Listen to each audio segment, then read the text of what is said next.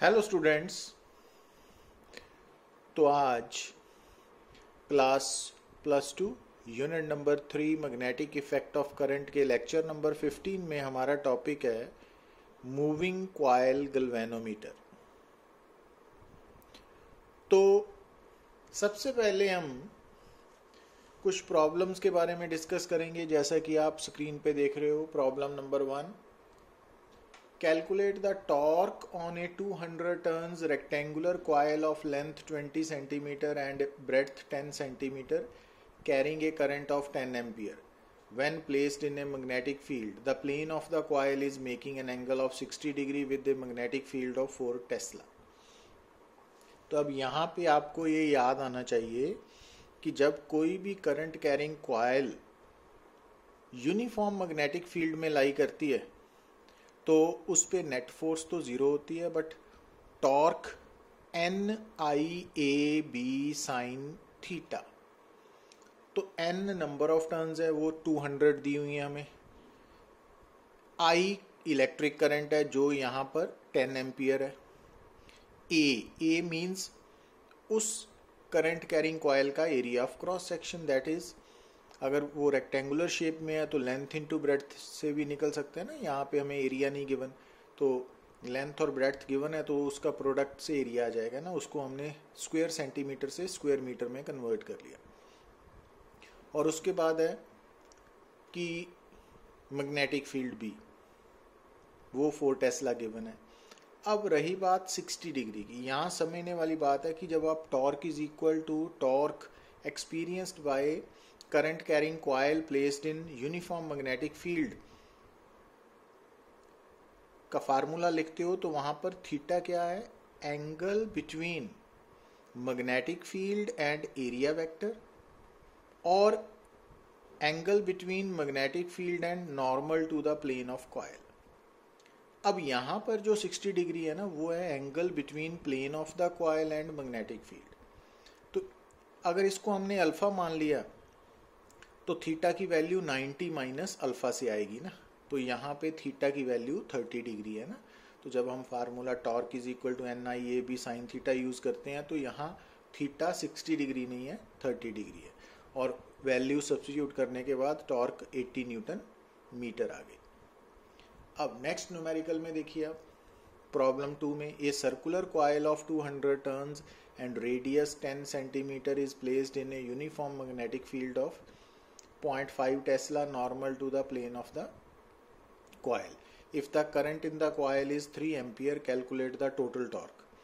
अब यहाँ समझने वाली बात क्या है कि जो मैग्नेटिक फील्ड है ना वो normal to the plane of coil है। तो अब मैग्नेटिक फील्ड अगर प्लेन ऑफ कॉइल के नॉर्मल है तो इट मीन्स एरिया वेक्टर के पैरेलल है, और area vector and magnetic field में एंगल थीटा है ना। तो torque is equal to NIAB sine theta में थीटा यहाँ पे 0 डिग्री दिया हुआ है ना। तो जो नॉर्मल है ना वो एंगल अल्फा है with the plane of coil and magnetic field, तो टॉर्क 0 आ जाएगी। और जैसा कि हम सब जानते हैं कि जब कोई भी current carrying coil uniform magnetic field में प्लेस करते हैं तो नेट फोर्स 0 होती है ना। तो बी का आंसर भी 0 है। पर अब हमने सी पार्ट में क्या निकालनी है? Average force on each electron in the coil, क्योंकि जो करंट कैरिंग कॉइल है उसमें जो फ्री चार्जेस हैं वो इलेक्ट्रॉन की फॉर्म में है ना। तो अब यहाँ पर आप क्या करोगे? तो मैग्नेटिक फील्ड मूविंग चार्ज पे कितनी मैग्नेटिक फोर्स लगाता है, तो उसका फार्मूला वेक्टर फॉर्म में तो होता है ना, FM vector is equal to QV cross B। तो स्केलर फॉर्म में होगा QVB साइन थीटा। अब यहाँ पे क्योंकि magnetic field plane of coil के परपेंडिकुलर है तो इट मीन्स जो वेलोसिटी ऑफ इलेक्ट्रॉन है विद इन द वायर तो उसके परपेंडिकुलर होगा, तो थीटा 90 डिग्री होगा ना यहाँ पे। अब यहाँ पे थीटा का फर्क आ गया ना FM। तो अब चार्ज इलेक्ट्रॉन पे स्मॉल ही है और वेलोसिटी ड्रिफ्ट वेलोसिटी लेनी है ना आपने। अब ड्रिफ्ट वेलोसिटी कैसे निकालोगे? तो अब आपको यहाँ पे याद आना चाहिए कि जो इलेक्ट्रिक करंट है और जो ड्रिफ्ट वेलोसिटी है उनके बीच में रिलेशन होता है I is equal to NEAVD। अब यहाँ पे ए क्या क्या मतलब है, अब यहाँ फर्क समझिए। ये टॉर्क वाले फार्मूला में ए है area of cross section of the coil, है ना. But current experienced by relation between current and drift velocity के बीच में जो I is equal to N E A V D है ना, उसमें A क्या है, area of cross section of the wire. ठीक है ना. तो अब आपको यहाँ पे area of cross section of the wire making coil वो गिवन है 10⁻⁻5 स्क्वायर मीटर, और इलेक्ट्रॉन डेंसिटी स्मॉल n की वैल्यू हमें गिवन है 10⁻29 पर क्यूबिक मीटर. तो यहाँ पे सब्स्टिट्यूट करने पे हम ड्रिफ्ट वेलोसिटी निकाल लेंगे ना. तो वो drift velocity magnetic force experienced by moving charge in a magnetic field में सब्स्टिट्यूट करके आंसर निकाल लेंगे ना. अब प्रॉब्लम 3 में देखिए आप, 3 long straight parallel wires are kept as shown in figure. The wire 3 carries a current I. The direction of flow of current I in wire 3 is such that the net force on wire 1 due to the other 2 wires is 0. अब आपको 3 wires दी हुई हैं, तीनों parallel है ना एक दूसरे के. फर्स्ट वायर में करंट I1 है, दूसरे में करंट I2 है, इनकी डायरेक्शंस भी दी हुई हैं करंट्स की, सेपरेशन भी दी हुई है, और थर्ड में करंट का मैग्नीट्यूड और डायरेक्शन निकालनी है ना हमने. पर पहले केस में कंडीशन समझिए क्या है कि जो फर्स्ट वायर है ना, फर्स्ट वायर उस पर जो नेट फोर्स है ड्यू टू अदर 2 वायर्स वो 0 है. अब I1 पे एक तो मैग्नेटिक फोर्स लगेगी करंट I2 के कारण, दूसरा लगेगी I1 पे फोर्स I के कारण. अब सबसे पहले I2 के कारण I1 पे फोर्स किस तरफ लगेगी देखिए, क्योंकि I2 और I1 लाइक करंट्स है ना, तो अट्रैक्शन होगी लाइक करंट्स में. तो इट मीन्स जो I2 है वो I1 करंट को अपनी तरफ, है ना, करंट कैरिंग वायर को अट्रैक्ट करेगा. तो ये force experienced by wire 1 due to wire 2 आ गई. अब क्योंकि नेट फोर्स 0 है, तो इट मीन्स जो I करंट I1 पे फोर्स लगाएगा वो फोर्स इस फोर्स के इक्वल बट ऑपोजिट होनी चाहिए ना, आपको याद होना चाहिए. तो वो तभी हो सकता है कि अगर I करंट के कारण I1 रिपेल हो ना, तो अब रिपल्शन में क्या होगा, दोनों करंट्स की डायरेक्शन क्या होनी चाहिए, अनलाइक करंट्स होने चाहिए ना. तो इट मीन्स अनलाइक तभी हो सकता है अगर इसमें करंट की डायरेक्शन डाउनवर्ड हो ना. अब I1 और I2 के बीच में magnetic force per unit length हमने ये निकाल ली, और I1 और I के बीच में magnetic force per unit length ये है ना. अब यहाँ दोनों के बीच में डिस्टेंस A है और यहाँ 2A है ना. तो मैग्नीट्यूड्स इक्वेट किए, वहाँ से आपको I की वैल्यू 2I2 होनी चाहिए डाउनवर्ड. Got it. अब सेकेंड पार्ट में क्या है, by reversing the direction of current I. अब जब I को रिवर्स किया तो ये ऊपर चला गया ना, तो net force on wire 2 becomes 0. अब 2 पे नेट फोर्स 0 होनी चाहिए. अब 2 पे एक तो फोर्स 1 लगा रहा है ना. अब 1 और 2 क्योंकि करंट्स लाइक करंट से सेम डायरेक्शन में, तो 1 2 को अट्रैक्ट करेगा ना. तो force experienced by wire 2 due to 1 वो हमें मालूम है. अब 2 वायर पे फर्स्ट थर्ड वायर का करंट भी फोर्स एक्सर्ट करेगा ना. तो जिस कारण ये फोर्स किस तरफ होनी चाहिए, क्योंकि नेट फोर्स ऑन 2 वायर 2 0 है ना. तो इट मीन्स जो थर्ड वायर है वो सेकंड वायर पे जो फोर्स लगाएगी वो F21 फोर्स के इक्वल बट ऑपोजिट होनी चाहिए ना.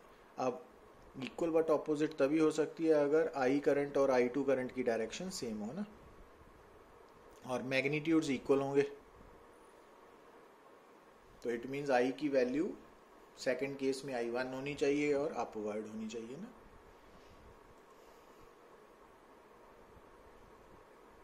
Got it. अब हम बात करने जा रहे हैं मूविंग कॉइल गैल्वेनोमीटर की. तो actually galvanometer is a device, और इस डिवाइस का पर्पस क्या है, टू मेजर और to detect small electric currents. तो गैल्वेनोमीटर बेसिकली वो इलेक्ट्रिक डिवाइस है जिसकी हेल्प से हम स्मॉल इलेक्ट्रिक करंट्स को मेजर और डिटेक्ट करते हैं ना. अब गैल्वेनोमीटर कई तरह के हैं ना, उनमें से एक मूविंग कॉइल गैल्वेनोमीटर भी है। तो इसके अलावा टेंजेंट गैल्वेनोमीटर, और जैसा कि नॉर्मली स्टूडेंट्स लैब में गैल्वेनोमीटर यूज़ करते हैं वो वेस्टर्न टाइप गैल्वेनोमीटर होते हैं ना। तो अब मूविंग कॉइल गैल्वेनोमीटर का पर्पस भी क्या है? टू मेजर और डिटेक्ट स्मॉल इलेक्ट्रिक करंट्स। अब जो मूविंग कॉइल गैल्वेनोमीटर है ये किस प्रिंसिपल पे बेस्ड है? कि अभी हमने लास्ट लेक्चर में डिस्कस किया था ना कि जब कोई भी करंट कैरिंग कॉइल को आप यूनिफॉर्म मैग्नेटिक फील्ड में प्लेस करोगे तो क्या होगा कि नेट फोर्स तो जीरो लगेगी, बट टॉर्क में एक्ट ऑन दैट कॉइल, और वो जो टॉर्क लगेगी उसके कारण अगर कॉइल जो है that is free to rotate तो वो कॉइल रोटेट करेगी, है ना। तो जब कोई भी करंट कैरिंग कॉइल को हम यूनिफॉर्म मैग्नेटिक फील्ड में प्लेस करते हैं तो वो रोटेट करती है ना। तो ये principle of moving coil galvanometer है, तो जो आपको याद रखना होगा ना। अब कंस्ट्रक्शन की बात करें तो बेसिकली ये एक बॉक्स है, डबल वॉल बॉक्स है, ये वाला बॉक्स है।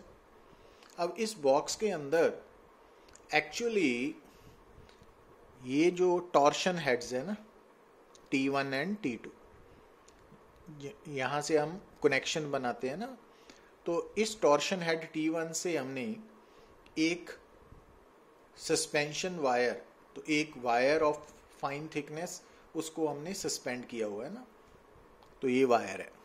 अब ये जो सस्पेंशन वायर है ना ये इन moving coil galvanometer phosphor, bronze और क्वार्ट्ज की बनी होती है ना।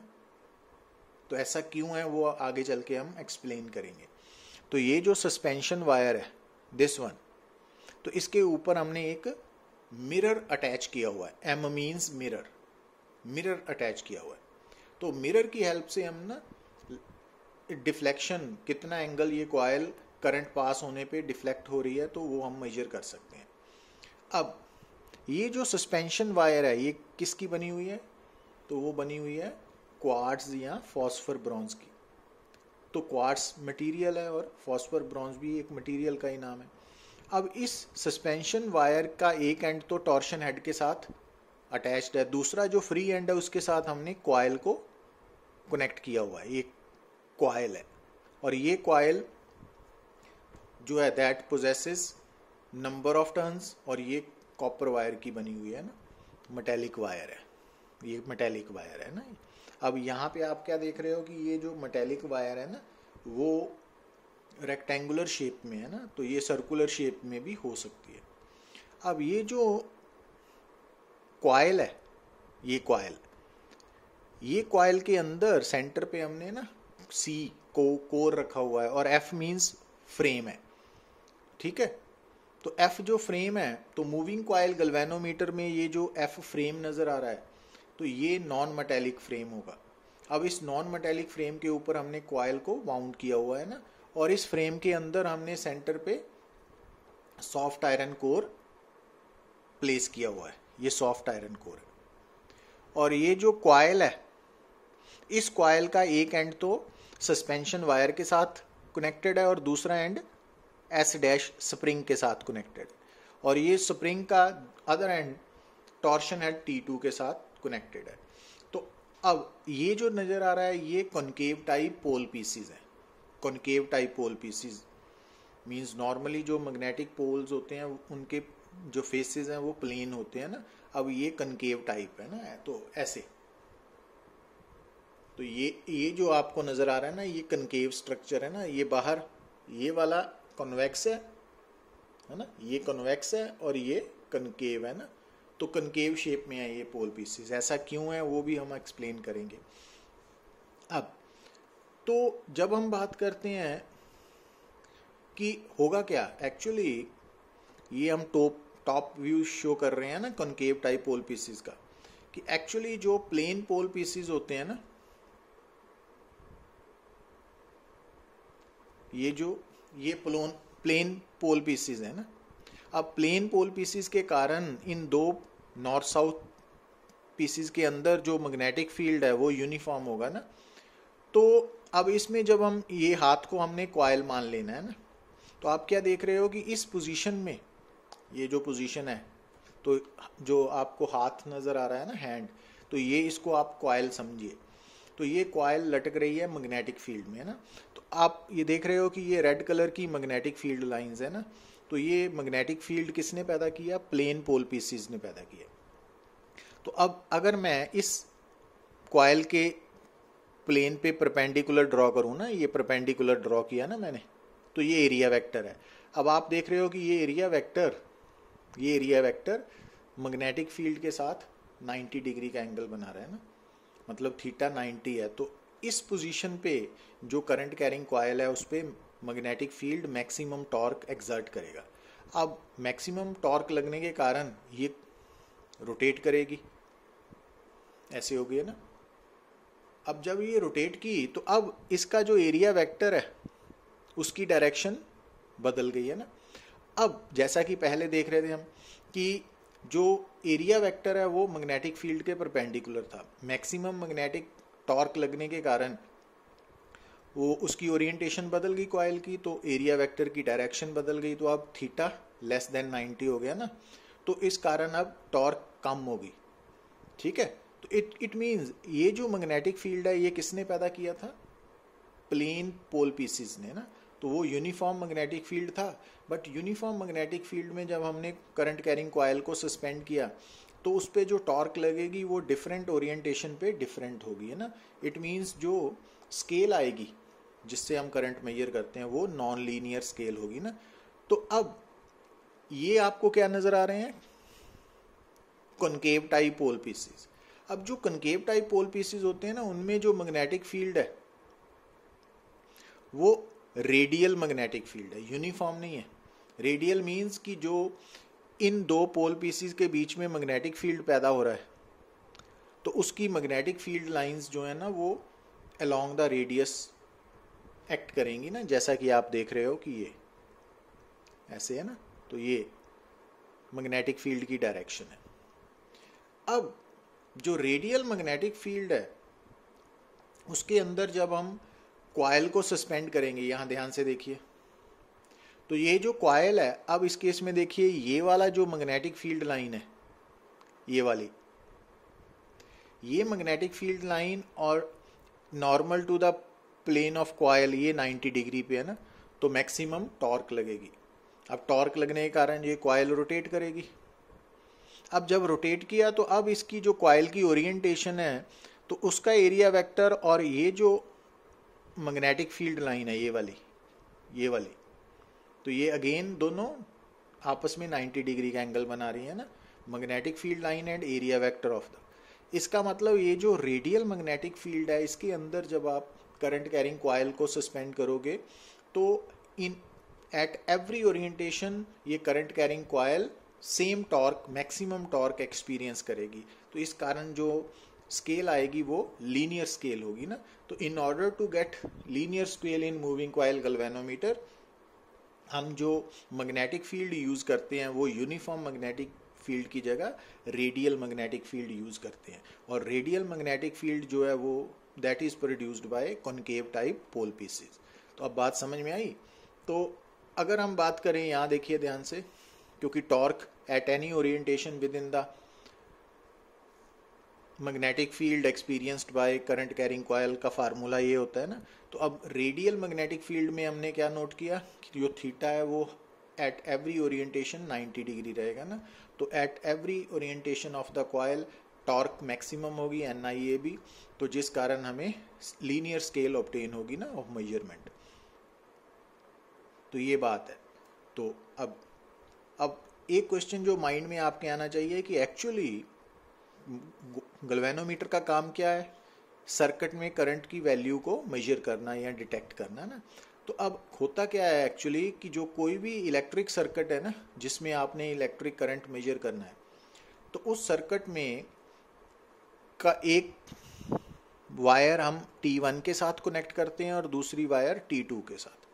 तो उससे क्या होगा कि जो सर्किट का इलेक्ट्रिक करंट है वो इस कॉइल में से होता हुआ पास करेगा, मींस जो सर्किट का करंट है वो गल्वेनोमीटर से पास करके जब जाएगा तो गल्वेनोमीटर कि ये जो कॉइल है that will become current carrying coil, और मैग्नेटिक फील्ड में होने के कारण वो मैग्नेटिक फोर्स एक्सपीरियंस करेगी, सॉरी टॉर्क एक्सपीरियंस करेगी, मैग्नेटिक टॉर्क।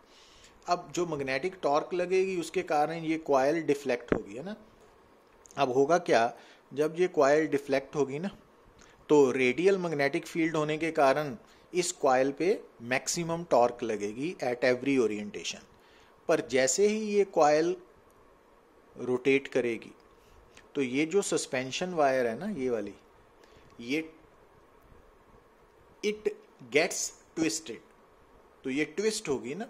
अब इसके ट्विस्ट होने पे क्या होगा कि जैसे आप स्प्रिंग है, जब आप स्प्रिंग को कंप्रेस करते हो या एलोंगेट करते हो तो स्प्रिंग के अंदर रीस्टोरिंग फोर्स पैदा होती है, उसी तरह से ये जो वायर है जब इसके नीचे लटक रही जो कॉइल है वो घूमेगी तो उसके कारण इस सस्पेंशन वायर में क्या होगा, ट्विस्ट पैदा होगी। ट्विस्ट मीन्स वो मुड़ेगी, है ना। तो ट्विस्ट पैदा होने से इस वायर के अंदर रीस्टोरिंग टॉर्क पैदा होगी, और रीस्टोरिंग टॉर्क जो पैदा हो रही है, ठीक है, वो किस बात पे डिपेंड करेगी, वो डिपेंड करेगी थीटा पे। मींस ये जो सस्पेंशन वायर है इसके अंदर कितना एंगल ट्विस्ट पैदा हुई, 1 डिग्री 2 डिग्री 3 डिग्री।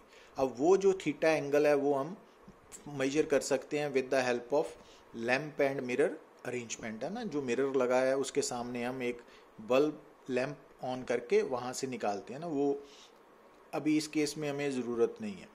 अब के क्या है, जैसे हम स्प्रिंग के केस में बोलते हैं ना, के क्या होता है, spring constant, stiffness constant, force constant, उसी तरह से यहाँ पे के क्या है, वो है restoring torque per unit twist, ठीक है, restoring torque per unit twist. और ये जो के है ना, इसकी वैल्यू कौन डिसाइड करेगा कि जो सस्पेंशन वायर है वो किस मटेरियल की बनी हुई है, उस पर डिपेंड करेगा। अब ये जो करंट कैरिंग कॉइल के ऊपर टॉर्क लगी है मैग्नेटिक फील्ड के कारण, तो उसने तो कॉइल को डिफ्लेक्ट किया, तो that's why it is called deflecting torque, ठीक है। और ये आपको मालूम ही है कि magnetic field, radial magnetic field में जो डिफ्लेक्टिंग टॉर्क है वो मैक्सिमम होगी NIAB। और जो सस्पेंशन वायर है उसके अंदर क्या पैदा हुई थी, रीस्टोरिंग टॉर्क, ठीक है ना। तो जो रीस्टोरिंग टॉर्क है और जो डिफ्लेक्टिंग टॉर्क है इन इक्विलिब्रियम ये इक्वल हो जाएंगी ना, तो थीटा की वैल्यू इक्वेट कर दी, तो थीटा I/G, वेयर G क्या है, गल्वेनोमीटर कांस्टेंट, है ना। और यहाँ से क्या देख रहे हो कि किसी भी मूविंग कॉइल गल्वेनोमीटर में कैपिटल G फिक्स्ड है, तो थीटा की value directly proportional to I है। मींस अगर हम एंगल ऑफ ट्विस्ट मेजर कर लें with by using lamp and scale arrangement, तो इसका मतलब हमें करंट मालूम हो जाएगा ना। तो अगर हमें कोई बोले कि मूविंग कॉइल गल्वेनोमीटर में जो एंगल ऑफ ट्विस्ट है दैट इज़ 1 डिग्री, और उसके बाद जब हमने करंट को चेंज किया तो angle of twist becomes 2 degree, तो इट मीन्स करंट डबल हो गया ना। तो ऐसे हम कंक्लूजन निकाल सकते हैं। अब जो गल्वेनोमीटर है इसके साथ हमने, किसी भी डिवाइस के साथ हम एक टर्म जोड़ते हैं सेंसिटिविटी। तो बेसिकली कोई भी जो मेजरिंग डिवाइस है उसके साथ हमने एक टर्म जोड़ते हैं लीस्ट काउंट। तो जिन डिवाइसेस की लीस्ट काउंट जितनी कम होगी ना that will be more sensitive. तो अब जो गल्वेनोमीटर की सेंसिटिविटी है वो उसको हम दो तरह से डिस्कस करते हैं, एक बोलते हैं करंट सेंसिटिविटी, दूसरी है वोल्टेज सेंसिटिविटी, है ना। अब यहाँ पे देखिए आप कि करंट सेंसिटिविटी में आप क्या नोट करोगे, जब भी आपने गल्वेनोमीटर की करंट सेंसिटिविटी निकालनी है तो आप angle of twist per unit current, मतलब कितना करंट पास हुआ और उस करंट के पास होने से जो सस्पेंशन वायर है उसमें कितना एंगल ऑफ ट्विस्ट पैदा हुआ है ना। तो अगर आप एंगल ऑफ ट्विस्ट को पर यूनिट करंट मतलब करंट के साथ डिवाइड करोगे तो वो करंट सेंसिटिविटी हो जाएगी। अब यहाँ से देखिए कि current sensitivity number of turns in the galvanometer depend करेगी ना। तो किसी भी डिवाइस की जितनी सेंसिटिविटी ज़्यादा होगी वो उतना ज़्यादा एक्यूरेटली मेजरमेंट शो करेगा ना, तो उसमें जो एरर है वो मिनिमम होगी, रिलेटिव एरर मिनिमम होगी ना, जब उसकी लीस्ट काउंट मिनिमम होगी तो एरर भी मिनिमम होगी। तो IS जो करंट सेंसिटिविटी है, अगर इसको आप मैक्सिमम करना चाहते हो तो इसका मतलब है कि आपको गैल्वेनोमीटर में नंबर ऑफ टर्न्स ज़्यादा यूज़ करनी पड़ेंगी, है ना। तो पर प्रैक्टिकल प्रॉब्लम क्या आएगी कि जब आप नंबर ऑफ टर्न्स इंक्रीज करते हो गैल्वेनोमीटर में तो लेंथ ऑफ वायर भी इंक्रीज होगी, तो जिसके कारण resistance of galvanometer becomes more. तो इस कारण हम n को जो है ना, नंबर ऑफ टर्न्स को इंक्रीज तो करेंगे but up to certain extent, तो otherwise resistance would become enormously large. और दूसरा है कि हम करंट सेंसिटिविटी को कैसे इंक्रीज कर सकते हैं, by increasing the area of cross section of the coil. तो अब जब आप कॉइल का एरिया ऑफ क्रॉस सेक्शन ज़्यादा लोगे, एक तो नंबर अपना length of the wire increase करेगी, दूसरा size of galvanometer becomes bulky, तो इस कारण हम एरिया को भी एक अप टू सर्टन एक्सटेंट ही इंक्रीज कर सकते हैं। मैग्नेटिक फील्ड, तो magnetic field at the position of coil जितना ज़्यादा होगा, स्ट्रांग होगा, उतनी ही करंट सेंसिटिविटी भी ज़्यादा होगी। अब करंट सेंसिटिविटी को इंक्रीज करने के लिए magnetic field at the location of coil ज़्यादा होना चाहिए, और उसके लिए हम क्या करते हैं कि जो कॉइल है उसके सेंटर पे हम सॉफ्ट आयरन कोर यूज़ करते हैं ना, फेरोमैग्नेटिक सब्सटेंस। तो फेरोमैग्नेटिक सब्सटेंस यूज़ करने का पर्पज़ क्या है कि जो मैग्नेटिक फील्ड है वो स्ट्रांग हो ताकि सेंसिटिविटी ज़्यादा हो। और लास्ट है कि restoring torque per unit twist. तो और इसकी वैल्यू कौन डिसाइड करता था, नेचर ऑफ मटेरियल, है ना। अब यहाँ इस फार्मूला के अकॉर्डिंगली करंट सेंसिटिविटी को बढ़ाने के लिए जो K है वो दैट मस्ट बी लो। अब K की value copper, iron, silver in materials के लिए हाई होती है, पर जो क्वार्ट्ज मटेरियल है या फॉस्फर ब्रॉन्ज मटेरियल है, इन मटेरियल्स के लिए K की वैल्यू कम है, काफ़ी कम होती है, काफ़ी स्मॉल होती है। दैट्स वाई इन मटेरियल्स को हम, मतलब इन मटेरियल्स की बनी हुई वायर को हम as a suspension wire use करते हैं इन मूविंग कॉइल गैल्वेनोमीटर। तो अब आपको समझ आ जाना चाहिए कि गैल्वेनोमीटर, मूविंग कॉइल गैल्वेनोमीटर में जो सस्पेंशन वायर है वो क्वार्ट्ज या फॉस्फर ब्रॉन्ज की क्यों प्रेफर की जाती है, ताकि मूविंग कॉइल गैल्वेनोमीटर की करंट सेंसिटिविटी ज़्यादा हो, क्योंकि इन मटेरियल्स के लिए K की वैल्यू कम होती है। अब जब हम बात करते हैं voltage sensitivity of moving coil galvanometer की, तो इसको हम कैसे डिफाइन करेंगे, डिफ्लेक्शन पर यूनिट वोल्टेज। अब V की वैल्यू IR है, R क्या है, यहाँ पे मूविंग कॉइल गैल्वेनोमीटर की रेजिस्टेंस है ना, तो इट मीन्स जो वोल्टेज सेंसिटिविटी है वो IS/R भी लिख सकते हैं ना, ये आपको याद रखना है ना। Got it. तो जो बातें हमने डिस्कस की हैं कि करंट सेंसिटिविटी को बढ़ाने का क्या तरीका है आपको, एक तो आप नंबर ऑफ टर्न्स को ज़्यादा करिए, but up to certain extent ही कर सकते हो, क्योंकि अगर आप n को एक लिमिट से ज़्यादा यूज़ करोगे तो क्या होगा, रेजिस्टेंस ऑफ गैल्वेनोमीटर बढ़ जाएगी। दूसरा, ये जो कॉइल है तो इसका एरिया कम होना चाहिए, मींस अगर ज़्यादा करोगे, बहुत ज़्यादा करोगे ना, तो उसके कारण सेंसिटिविटी तो बढ़ेगी बट गैल्वेनोमीटर वुड बिकम बल्की। और मैग्नेटिक फील्ड जितना मर्जी स्ट्रॉन्ग कर सकते हैं आप, बट उसके लिए क्या करते हैं हम कि जो कॉइल है उसके सेंटर पे हम सॉफ्ट आयरन कोर यूज़ करते हैं, फेरोमैग्नेटिक सब्सटेंस। और सस्पेंशन वायर उस मटेरियल की बनी होनी चाहिए जिसका K कम हो। अब यहाँ पे स्मॉल K कापा क्या है, बेसिकली वो है restoring torque per unit twist, और इसकी वैल्यू नेचर ऑफ मटेरियल पे डिपेंड करती है, और phosphor, bronze and quartz material के लिए इसकी वैल्यू मिनिमम होती है ना। अब ये था रिगार्डिंग गैल्वेनोमीटर। तो गैल्वेनोमीटर के अंदर, मूविंग कॉइल गैल्वेनोमीटर के अंदर जो रेडियल मैग्नेटिक फील्ड क्या है, कनकेव टाइप पोल पीसेस क्यों यूज़ करते हैं, है ना। तो ये सारी बातें, इनके आंसर्स हमने इस प्रॉब्लम में डिस्कस किए हैं। So thank you very much.